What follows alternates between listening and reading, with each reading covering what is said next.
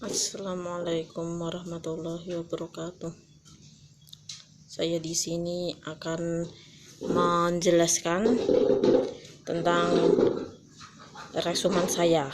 Perkenalkan, nama saya Fatihatul Akmaliyah. Saya reviewnya tentang psikologi sofistik pemikiran Sachiko Murata.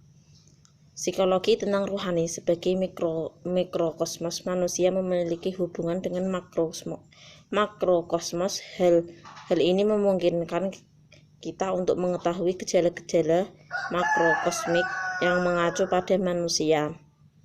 Langit dan bumi mungkin mengacu pada jiwa dan roh atau jiwa dan badan.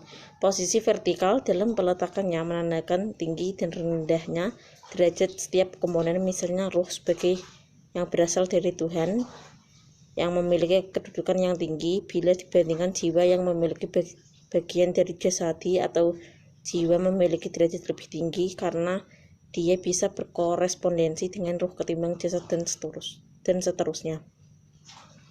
Struktur dalam psikologi rohani yang pertama yaitu roh. Roh di sini berasal dari Tuhan. Untuk itu para sufi mendudukan ruh pada tingkat yang lebih tinggi dalam semua ciptaannya, yakni jasmani. Dalam penciptaan makrokosmos, Tuhan menciptakan dua dunia dasar, yakni dunia rohani yang dihuni oleh para malaikat, roh dan akal, dan dunia jasmani, yakni dunia materi yang nampak. Begitu juga ketika menciptakan manusia yang disebut oleh para sufi dengan sebutan mikrokosmos. Tuhan menciptakan manusia terdiri dari dua substansi, yakni roh atau jiwa dan struktur ragawi. Murata memberikan perumpamaan tentang korespondensi antara roh dan badan. Ia mencontohkan pada dunia nyata bahwa roh itu ibarat langit yang selalu memberi, sedangkan bumi adalah bersifat reseptif atau bersifat menerima. Jadi bisa dikatakan bahwa roh adalah pengendali jasmani manusia, baik atau buruknya yang nampak pada manusia, yang tergantung pada bagaimana roh itu bisa mengendalikan perilaku manusia tersebut. Murata juga berpendapat bahwa roh dan jasmani berbeda, dan perbedaan tersebut terletak pada sifat yang dimiliki masing-masing tersebut. Karena roh itu berasal dari Tuhan, maka roh memiliki sifat ketuhanan yang lebih kental, sementara jasmani memiliki unsur tanah liat. Karena itu dia berasal dari sana. Roh banyak memiliki pengetahuan dan jasmani tidak. Roh lebih bercahaya karena dari unsur, sedangkan jasmani gelap karena berasal dari bumi. Perbedaan kualitas ini sangat jelas karena dua substansi itu berasal dari sumber yang berbeda. Yang kedua yaitu jiwa.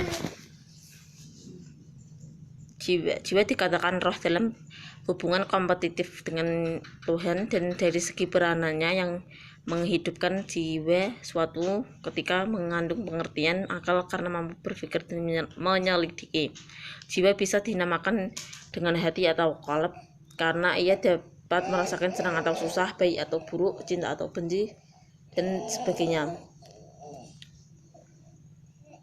Jiwa mengandung pula pengertian nafas bila dikaitkan dengan dorongan yang bersifat khusus atau dorongan umum yang ada pada manusia yang bersumber pada naluri atau insting manusia.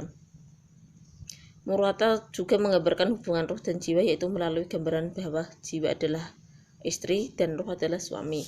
Karena kecenderungan jiwa yang menerima, maka ia diasumsikan sebagai seorang istri, sedangkan roh yang cenderung aktif diasumsikan sebagai seorang suami. Jiwa naik dari dunia kegelapan menuju dunia cahaya. Kecenderungan turun yang selalu tampil adalah akibat dari ketidakmampuan jiwa untuk melihat cahaya. Yang ketiga yaitu hati. Menurut Murata, Al-Quran menggunakan sinonim mengalihkan, membalikkan, mengubah, karena hati adalah lokus dari berbagai kebaikan dan kejahatan, kebenaran dan kesalahan, dan dua kubu itu saling tarik-menarik sehingga hati bisa tertarik pada kebaikan dan pada sebaliknya, yakni kejahatan hati merupakan cermin yang mampu menangkap makrifat. Perjuangan seorang sufi untuk mencapai tahapan kesempurnaan atau kesucian jiwa ini akan berimbas pada keselarasan hubungan antara dimensi batin manusia secara normatif, di mana ketika kondisi kembali pada tatanan normatif, maka tercapailah kebahagiaan dan kedamaian jiwa manusia yang teraplikasi dalam perilaku nyata. Jadi jiwa yang sehat akan terlihat dari perilaku manusia yang bisa menjalin hubungan yang baik dengan sesama manusia dan hubungan baik kepada Tuhan. Menjawab pertanyaan soal yang pertama, jawabannya yaitu transformasi dalam psikologi sufistik itu berhubungan dengan hati, diri, jiwa manusia. Secara intinya itu dapat membimbing jiwa diri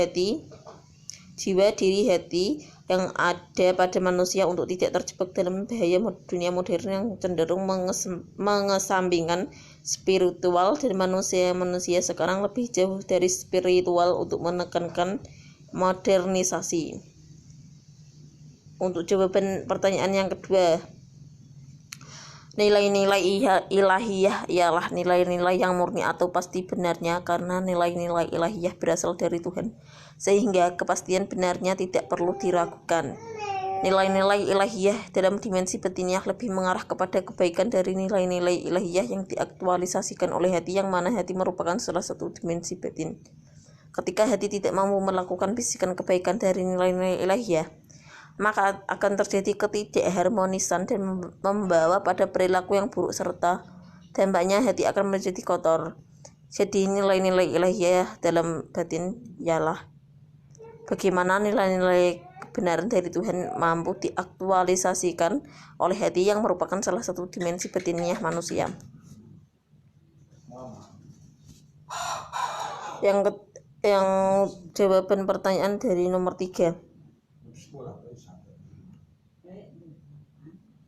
Pendidikan jiwa dalam psikologi sufistik itu menurut pandangan Islam memberikan implikasi pada konsep pendidikan. Dalam konteks ini, pendidikan mendorong manusia untuk dapat mengembangkan potensi kejiwaannya sesuai dengan tuntunan Tuhan.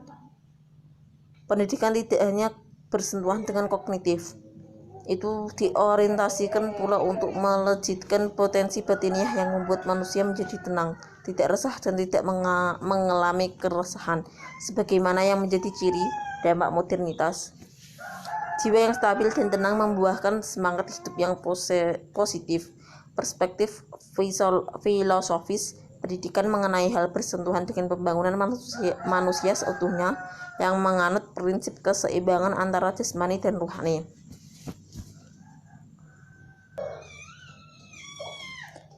Ya, inilah tampilan dari resuman saya.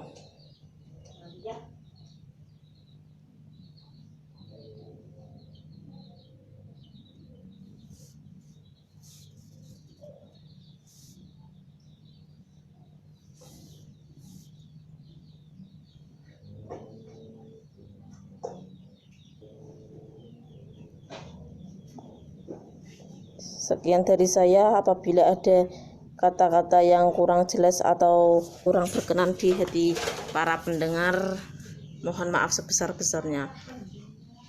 Terima kasih. Wassalamualaikum warahmatullahi wabarakatuh.